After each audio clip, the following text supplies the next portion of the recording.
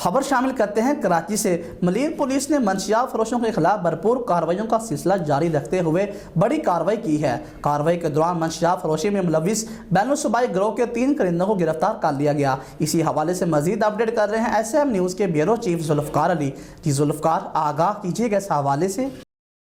جی بالکل، منشیات فروشی میں ملوث بین الصوبائی گروہ منشیات کی کھیپ ٹھٹھہ سے کراچی منتقل کرنے کی کوشش کر رہا تھا، جو اسٹیل ٹاؤن پولیس کے ہاتھوں پکڑا گیا۔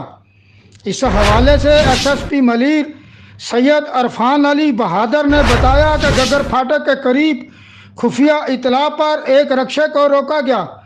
رکشے میں چھپائی گئی 200 کلو اعلیٰ کوالٹی کی چرس برآمد کی گئی۔ میں آپ کو بتاتا چلوں کہ ملزمان کا گروہ پولیس کو چکمہ دینے کے لیے رکشے کا استعمال کر رہا تھا۔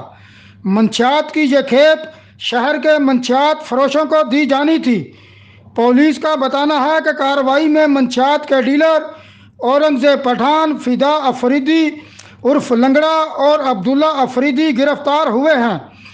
گرفتار ملزمان کی نشاندہی پر کیماڑی، اسراب گوٹ اور شاہ لطیف کے منشیات فروشوں کے خلاف بھی کارروائیاں جاری ہیں۔ جی بہت شکریہ ذوالفقار تفصیلات سے آگاہ کرنے کے لیے۔ اب تک کے لیے اتنا ہی۔ مزید خبروں کے لیے دیکھتے رہیے SM نیوز۔